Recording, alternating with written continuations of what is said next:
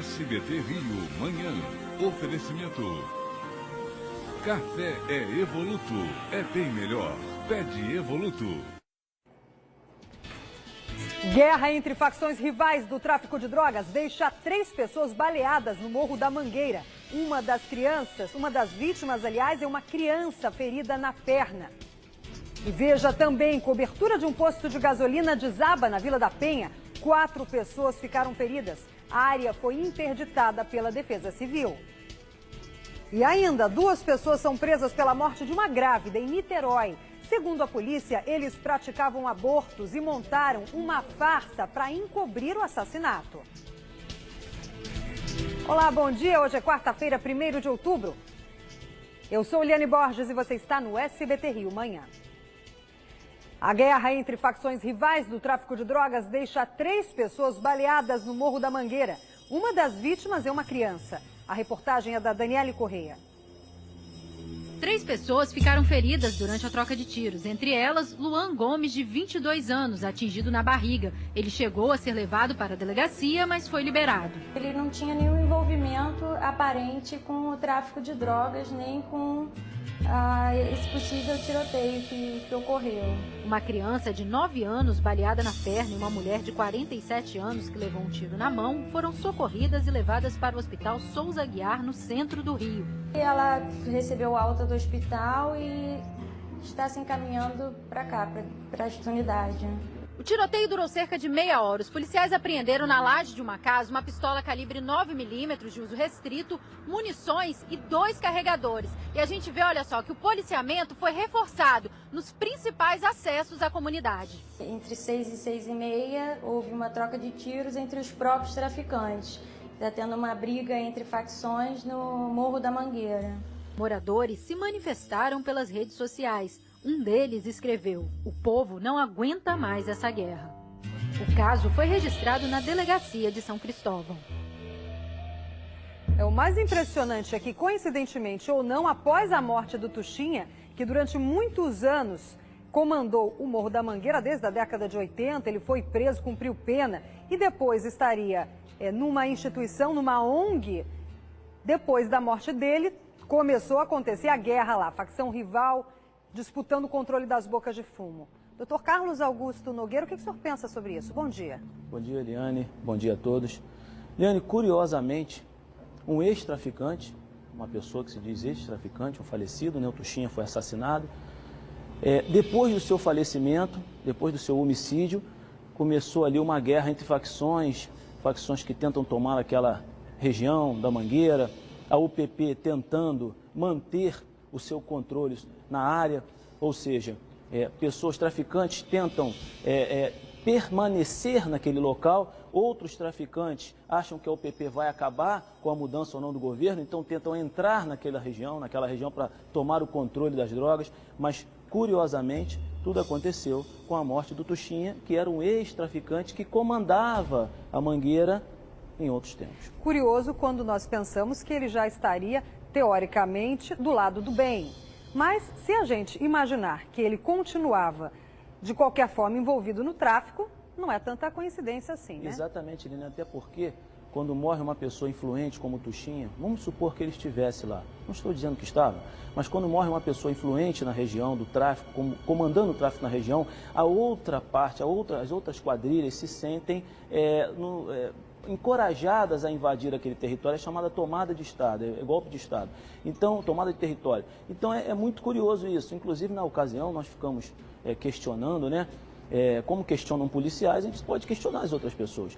Por que uma pessoa que recebia quase 3 mil reais nessa ONG tinha um carro avaliado em mais de 100 mil reais? Como é que paga o seguro? Como é que paga o IPVA? Então, é difícil, né, Eliane, imaginar que ele não tivesse nenhum tipo de influência naquela região. Eu não estou dizendo que tem, mas é difícil imaginar que não tem. E o triste agora é que uma criança também foi atingida nessa guerra do tráfico, um menor que não tem nada a ver com a situação. E outras 2 pessoas, um que já tinha passagem, mas que estaria livre e liberado de qualquer tipo de crime, tanto que saiu da cadeia, e uma mulher que continua hospitalizada. Vamos esperar também pela alta desses 3, né? O menor está fora de perigo. E uma mulher foi sequestrada na esquina das ruas Paula Barreto com Mena Barreto, em Botafogo. Os bandidos só liberaram a vítima no Flamengo depois que um caminhoneiro percebeu a ação e ajudou a vítima. A polícia já tem imagens de uma câmera de segurança do local. As informações com a Daniele Correia. As imagens mostram o momento em que um dos bandidos abandona o veículo roubado e foge a pé. Enquanto isso, o outro criminoso nem espera o sinal abrir e, pela calçada, desvia do caminhão que está logo à frente. Toda a ação foi registrada por esta câmera de segurança. Segundo as vítimas, mesmo tentaram colocar as pessoas dentro do carro. Só que algumas reagiram e apenas uma das mulheres que seguiu viagem com o marginal. Os sequestradores liberaram a mulher e, na fuga, abandonaram o veículo aqui na rua Paulo Barreto, em Botafogo. Assim que os criminosos deixaram o local, uma menor foi apreendida. Na delegacia, ela confessou que ganharia R$ 2.500 para dar cobertura ao crime. A menor foi conduzida até a 10ª DP por policiais do 2º Batalhão de Botafogo. A menina informou que era namorada de um dos marginais, que participou estava no carro do criminoso.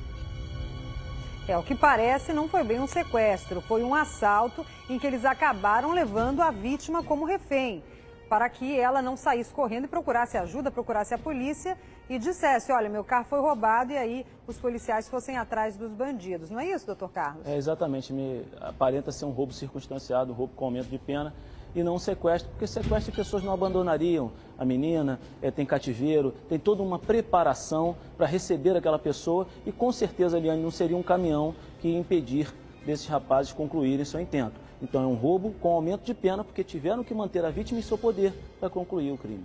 Agora as imagens mostram os bandidos, então vai ser fácil identificá-los, até porque uma menor foi apreendida, a namorada de um deles.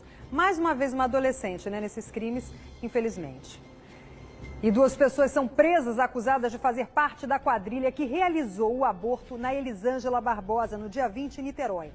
Por conta das complicações durante o procedimento, a dona de casa acabou morrendo. Outras 2 pessoas estão foragidas. A Mônica Chagas conta pra nós. Lígia Maria Silva é apontada pela polícia como a líder do grupo. Ela se entregou na Delegacia de Homicídios de Niterói na noite de segunda-feira. Em depoimento, ela confessou que o aborto de Elisângela Barbosa, de 32 anos, foi realizado na casa dela, no bairro do Sapê, em Niterói. A Lígia descreve exatamente como foi feito o aborto. A Elisângela foi colocada sobre a cama dela, em cima daquela espuma que nós encontramos, com mancha de sangue, provavelmente é sangue realmente dela, e ela realiza o aborto ali em cima. Ela injeta um medicamento na Elisângela e aguarda que o corpo da Elisângela, por efeito do medicamento, expelisse o feto. Isso acontece de fato no dia seguinte, no domingo. Esse feto é jogado no lixo, segundo a Lígia, junto com todo o material, segundo a Lígia, junto com todo o material retirado do local. Já o auxiliar de enfermagem Rildo José dos Santos foi preso em casa, em Maricá, na região dos Lagos. De acordo com o delegado, ele é o responsável por levar Elisângela à clínica clandestina no último dia 20. O rapaz disse na delegacia que há 6 meses indicou o local para uma outra gestante. Os filhos de Lígia estão sendo procurados pela polícia. Sheila da Silva, de 37 anos, e Wagner, de 27, são acusados de fazer parte da quadrilha e já são considerados foragidos. De acordo com as investigações, foi Wagner quem levou Elisângela para o hospital após complicações durante o aborto. Na semana passada, ele esteve à delegacia e disse que foi obrigado por homens armados a socorrer Elisângela para a unidade de saúde. Pelo dia, ele mentiu no depoimento. Desde o início, a investigação desconfiou dessa história e realmente ela é falaciosa, ela é mentirosa, essa história não existiu. Grávida de 5 meses, a dona de casa tinha 3 filhos e não queria outra criança. O aborto teria custado R$ 2.800. Durante o procedimento, o útero e o intestino de Elisângela foram perfurados. Todas essas pessoas participaram direta e indiretamente do crime de aborto e da consequente morte da Elisângela. Por isso eles são procurados, estão indiciados nesse momento por homicídio doloso, por dolo eventual e na formação de quadrilha. E tem mais novidades sobre esse caso. Nós vamos ao vivo agora com Daniel Penafirme. Bom dia, Daniel. Parece que foi montada uma farsa, inclusive, para acobertar a morte dessa grávida. Exatamente, Eliane. Foi montada essa farsa justamente para cobertar a morte da Elisângela. O detalhe é que a Lígia contou no depoimento que morava nessa casa há cerca de 1 ano e que há cerca de 20 anos se submeteu a um aborto nesse mesmo local que já funcionava aí como uma clínica clandestina de abortos, inclusive na mesma cama. Ela deu o remédio para a Elisângela na noite do sábado, dia 20 de setembro, né? E na manhã seguinte o organismo expeliu o feto que foi jogado no lixo lá da residência. Essas 4 pessoas, sendo que 2 já estão presas, vão responder. Foram expedidos contra elas mandados de prisão temporária por homicídio doloso e também formação de quadrilha. Eliane. Tá certo, Daniel, obrigada pelos detalhes. Triste, né, imaginar que as mulheres se entregam assim para qualquer pessoa. Você vê, né, não tem menor condição de você colocar sua vida na mão de pessoas assim, não é, doutor Carlos? A sua vida é a vida do bebê, mas às vezes o bebê tudo bem, não é querido, mas principalmente a vida da mulher. Liane, eu fico muito impressionado como é que as pessoas pagam para ver e se entregam na mão dessas pessoas que estão aí, ó, sendo mostradas. Eu fico muito impressionado com isso. Agora, olha só, o delegado foi muito técnico. Sabe por quê, Eliane? Porque existe um crime de aborto com resultado morte. O que é isso? Você pratica o aborto querendo praticar o aborto e o resultado morte acaba sendo sem querer. Infelizmente, a gestante faleceu. Mas nesse caso aqui, o delegado entendeu que houve o aborto e o resultado morte, houve também uma aceitação desse resultado. Ah, se morrer, morreu. Então, já que houve uma aceitação do resultado morte, nós saímos do crime de aborto qualificado e vamos para o crime de homicídio. O que isso quer dizer? Que o crime de aborto qualificado, a pena é pequenininha. Aborto, resultado morte. O crime de homicídio é muito alta a pena, de 20 a 30 anos, que é homicídio qualificado, Liane. Então, o delegado, tecnicamente falando, ele tirou do aborto qualificado e colocou no homicídio. Agora, é o que você falou, como podem se entregar a essas pessoas sem a mínima condição de higiene, sem a mínima condição de socorro e essa farsa que nós não acabamos não falando aqui. Em relação ao tráfico de drogas, pedi que o senhor complementasse, porque me parece que ele, principalmente o que foi preso, contou uma historinha para a polícia que não convenceu. Isso, a farsa que você falou com o Daniel e sem querer ficou meio no escuro, foi o seguinte: quando a moça teve o sangramento, a moça foi socorrida por esse rapaz num Gol branco. Quando a polícia o interpelou, por que você socorreu? Ele falou assim, não, olha só, eu estava passando, tinha uma moça ferida e traficantes mandaram levá-la para o hospital. Gente, na época nós falamos aqui que traficante não é se meter com aborto, não é porque traficante é bonzinho, não, traficante é ordinário, é crápula. Só que não se mete com aborto. Traficante não ia parar um carro, olha, nós fizemos um aborto aqui, leve ela para o hospital. Esse rapaz devia estar envolvido e, vendo a gravidade dos ferimentos da moça, resolveu socorrê-la. Até menos mal, né? Resolveu socorrê-la. E nisso o delegado pegou esse rapaz e pegou o fio da meada e descobriu toda a quadrilha. Ficou fácil para a polícia, né? Verificar as mentiras que foram contadas por esse grupo. Agora é triste realmente que as mulheres se submetam em locais que não têm a menor condição, entreguem a sua vida, entreguem muitas vezes a vida da sua família junto, porque você vê, essa mulher de Niterói e outros 3 filhos, aí você imagina, né, como é que ficam as crianças dela agora, vendo tudo isso na televisão, imaginando o que aconteceu com a mãe. Aliás, a Jandira, o mesmo episódio, né, a mãe não conseguiu nem ir ao enterro, é muito triste. E a polícia prendeu um dos traficantes que aparece em um vídeo torturando um menor na comunidade Mutuapira, em São Gonçalo. Pode rodar. 2 pessoas aparecem dando chutes, socos e pauladas no menor, acusado de ter roubado uma caixa de munições da boca de fumo. Um dos agressores está de camisa azul e armado com um revólver. O garoto pede para eles pararem de bater. Ai, pelo amor de Deus! O agressor foi preso por policiais do 7º Batalhão de São Gonçalo. Segundo o comandante do batalhão, além do rapaz que aparece nas imagens, outros 2 traficantes foram capturados na entrada do bairro onde o espancamento aconteceu. Eles estavam com uma moto roubada, a mesma que aparece nas imagens. A polícia investiga ainda a participação de outros traficantes do bonde do piloto, como os próprios agressores se intitulam no vídeo. O rapaz agredido chega a citar o piloto nas imagens ao ser espancado e recebe a ordem para parar de citar o nome do suspeito. Na moral, tá bom é pra morrer, meu irmão. Fala meu nome, não. Silas Albino de Souza, de 18 anos, identificado como um dos agressores, e os outros 2 presos foram levados para a delegacia de Neves. Os 3 foram indiciados por tráfico de drogas. Além das pauladas, é tanto palavrão que a gente não consegue colocar para você o vídeo inteiro, mas eu ouvi até para saber quais eram as circunstâncias desse espancamento, ouvi na íntegra. E eles alegam que esse jovem aí roubou alguém na comunidade, né? Essa é a informação dada pelos que estão espancando, cometendo essa atrocidade. Mais uma, né? A mulher recentemente também morreu, uma que teve os cabelos cortados. Ou seja, isso é prática do tráfico de drogas, é prática do crime em comunidades que não têm policiamento, que ficam realmente reféns da marginalidade, não é? É verdade, Eliane. Agora, o que mais me surpreende é esse rapaz, que já não deve ser boa pessoa, furtar uma caixa de munição, não é de qualquer pessoa não, do tráfico. É o que alegam esses que estão batendo. Não ia bater à toa, até porque ele não está negando o fato. Eles todos estão errados, mas eu fico impressionado com a coragem do rapaz de furtar munição dos traficantes da área. Agora, Eliane, parabéns à Polícia Militar pela prisão.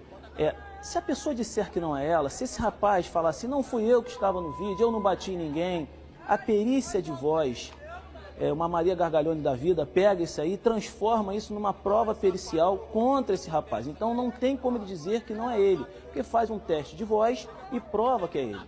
Em relação à arma, Eliane, fica difícil você imputar isso ao rapaz, o marginal, porque você não sabe, ele pode alegar que é uma arma de brinquedo. E a arma, sim, não tem perícia em relação à arma, só se for apreendida. Essa arma que ele aponta para... Exatamente. O que me parece um adolescente, inclusive, o que está ali no chão, ferido. Parece um adolescente, sim, sem a mínima inteligência para furtar pessoas do tráfico. E outra coisa, o crime que eles vão responder não é tráfico de drogas, é associação para o tráfico. Apenas de 3 a 10 anos. Não é tráfico de drogas, porque não foi apreendida nenhuma substância, fica difícil imputar esse crime a eles. A pena é quase a mesma, Leandro.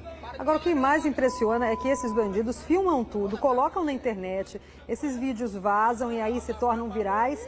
E são burros porque isso facilita a prisão, obviamente, deles.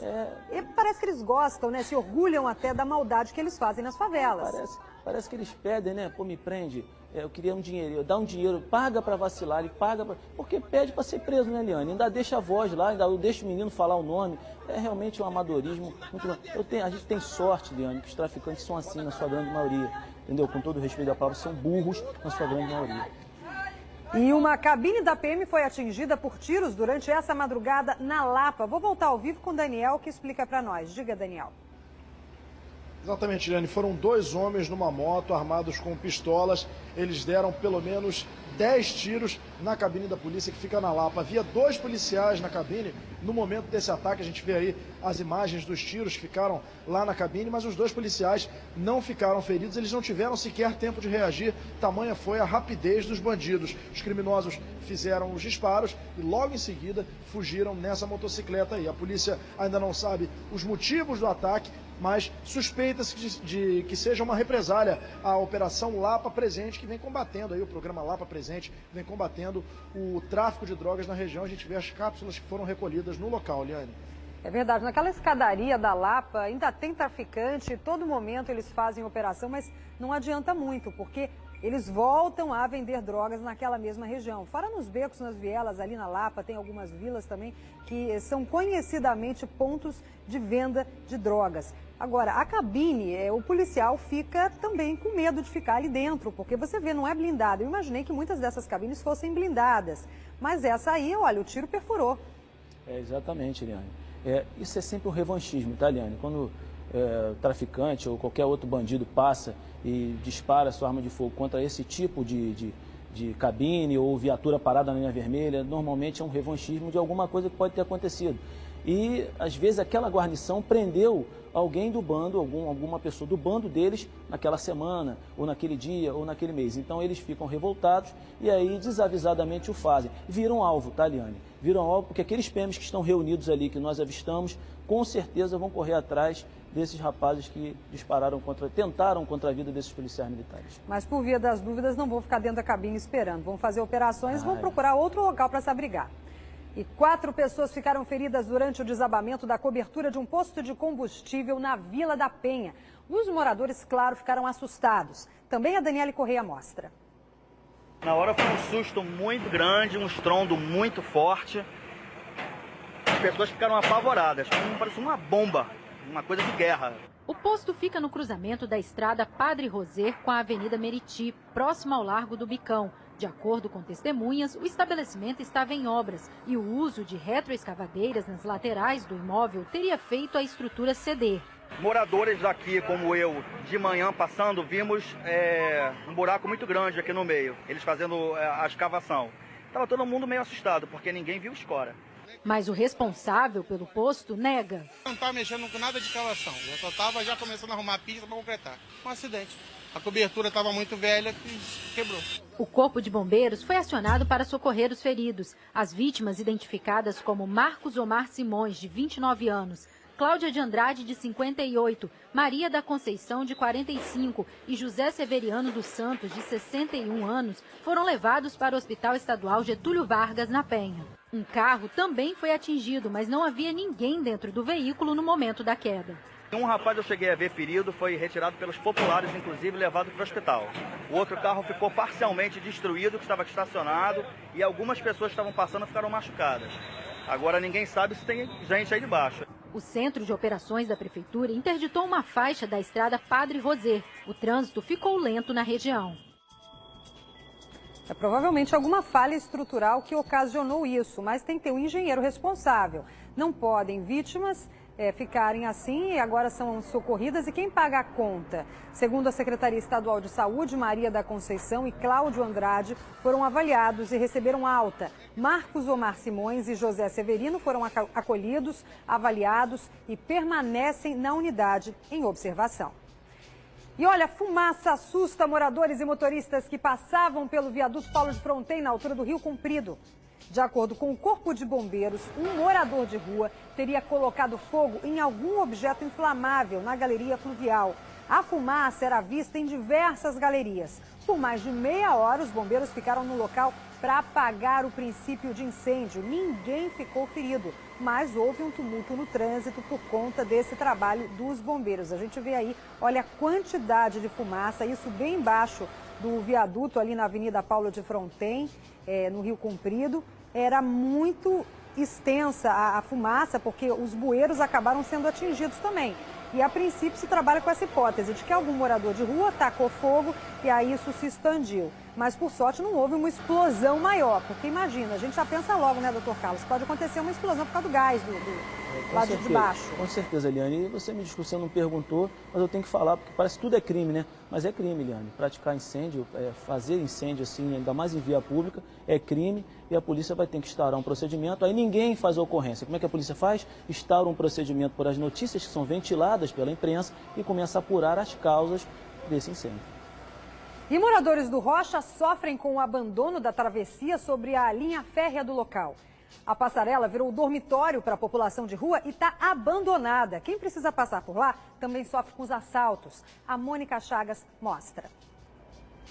Cheiro de cocô, xixi, tá? Mendigos, assalto. É um abandono total. Quem utiliza a travessia do Rocha, que liga as ruas Ana Nery e 24 de Maio, no bairro do Rocha, na zona norte do Rio, pede socorro. Muito difícil respirar aqui. É preciso prender a respiração. O mau cheiro aqui é terrível. Os moradores também reclamam da falta de segurança. A Letícia passou por uma situação muito complicada. Ela que estudava desse lado foi transferida. Por que, Letícia? Porque aqui tinha muito assalto. Aqui teve um dia que eu passei aqui, eu fui agarrada. A esposa de Moisés já foi assaltada 4 vezes aqui. Quando fica uma patrulha ali fora, faz a mesma coisa que nada. Mesma coisa que nada. Então é muito difícil isso aqui. Hoje a passagem de nível está iluminada, mas há poucos dias o local estava assim, sem luz. Algumas pessoas até evitam passar na travessia. Segundo Shirley, quem tenta pegar uma outra rota precisa andar muito. Ou vai para a estação lá de São Francisco Xavier, que lá tem a passarela, lá é com luz, porque embaixo tem bilheteria. Ou vai lá para Riachuelo, que é muito longe para as crianças ir andando. Tem criança de 4, de 5 anos. Como que você vai andar com uma criança até lá na Riachuelo para você chegar num colégio e depois ter que voltar tudo de novo? É terrível mesmo, já passei por isso também. Indo de Botafogo até a Praça 15, pegava ônibus quando eu era estagiária e ficava com medo. Debaixo tinha um túnel ali que eu morria de pavor, realmente, porque eu não tinha iluminação nenhuma. Agora, sobre a sujeira, a Conlurb informou que a estação de trem desativada no Rocha, que liga a Rua Ana Nery à Rua 24 de Maio, pertence à Supervia responsável pela manutenção. Eventualmente, a Conlurb faz a limpeza com remoção de lixo deixado pela população de rua e aí lava a área. Já a Supervia disse que a manutenção não é de responsabilidade deles. A Polícia Militar também disse que faz rondas constantes no local. Ou seja, ninguém disse que vai fazer absolutamente nada de diferente, vai continuar como está pelo visto, né? Agora a Polícia Militar de vez em quando passa lá, aumenta essas rondas no horário noturno, quando está ficando escuro, as pessoas ficam com medo, né? Pelo menos dá um pouquinho mais de alívio, principalmente para a garotada que tem que passar ali, olha, um perigo. E a Secretaria de Segurança pede investigação sobre carros de luxo encontrados no batalhão do Meier. Os 10 veículos juntos dos PMs custam mais de R$700 mil. Mônica Chagas, que história é essa? Bom dia. Bom dia, Liane. Os 10 veículos foram achados no pátio do batalhão do Meier pelos agentes da Subsecretaria de Inteligência da Secretaria de Segurança e do Grupo de Atuação Especial de Combate ao Crime Organizado, o GAECO, do Ministério Público. Os agentes estiveram no local na segunda-feira para prender o capitão Diego Soares Peixoto, de 30 anos. O oficial é acusado de fazer parte da quadrilha que cobrava propina e começou esse aí, ó, o capitão Diego. Ele começou a ser desarticulada, essa quadrilha, com a Operação Amigos S.A. Só o carro do capitão, Liane, está avaliado em R$92 mil. Os veículos, né, que custam em média cerca de R$70 mil, seriam incompatíveis com os salários dos PMs, que foram todos os veículos foram fotografados e os donos já foram identificados. Agora, a Secretaria de Segurança pediu à Corregedoria Geral Unificada da PM a abertura de uma sindicância para apurar um suposto enriquecimento ilícito de policiais do 3º Batalhão, Liane.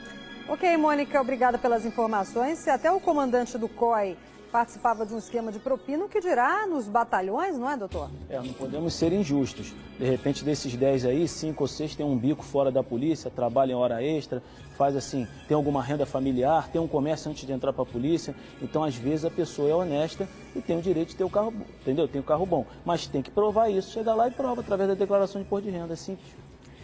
Obrigada, doutor Carlos, mais uma vez, um bom dia. Obrigado a vocês. Quero mandar um abraço para o Marcelo lá da academia, que tem aula com Hermes. Marcelo, um abraço, obrigado à audiência, eles gostam muito de nos ver. E o Eduardo, ambos da academia que me ajudam lá, Liane, nos treinos, né? Sabe como é que é? Tem que treinar firme e forte. Obrigado, então, Marcelo e Eduardo. E a gente vai para um rápido intervalo e volta já já. Programa do Ratinho, de segunda a sexta, às 10 da noite, no SBT. O paraquedas não abriu! Mãe, agora como vai ser? Colocar na máquina da Cielo. Papai chegou. Ele que moto. E agora? Como vai ser? Corocar, na máquina da Cielo. Promoção compra premiado Orocar e Cielo. Você pode ganhar R$1.000 na hora e concorre a 100 mil. O lojista também pode ganhar. Como vai ser? Corocar, na máquina da Cielo. O segredo do sucesso é ser fiel às origens. É fazer tudo de forma natural e muito bem feita. Eu estou falando do café Evoluto, o café que vem das melhores regiões cafeeiras do país. É bem melhor. Pede Evoluto. Lote de imóveis liquidado. Última oportunidade. Liquidação nacional da indústria na Ricardo Eletro. Guarda-roupas Brasil, 4 portas, pés inclusos, para liquidar 10 mil unidades nesta quarta. Só R$19,90 mensais sem juros no cartão. Nada mais pode ficar no estoque. É para liquidar tudo em 24 horas. Cozinha em aço Colormac, paneleiro duplo, 4 portas, é o último lote da liquidação. Só R$39,90 mensais sem juros no cartão. Ricardo Eletro. Meu perfume tem que ser marcante, mas muito discreto, sensual, sedutor. Um perfume para uma mulher segura, moderna e principalmente elegante. Isabela Fiorentini, a nova fragrância da Jequiti.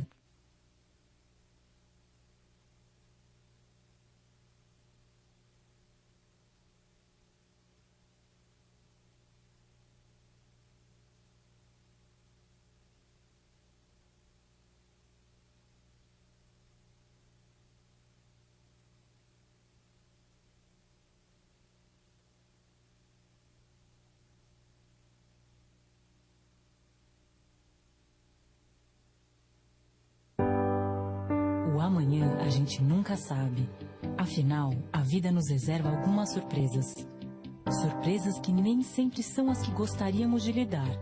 E foi no momento mais difícil da minha vida que eu pude contar com o apoio da Caixa Seguros. Amparo é um seguro da Caixa que organiza e paga toda a cerimônia funeral, deixando você mais tranquilo naquele momento delicado. Seguro Amparo. Um momento difícil pode ficar um pouco mais fácil. SBT Rio, manhã. Oferecimento. Café é Evoluto. É bem melhor. Pede Evoluto.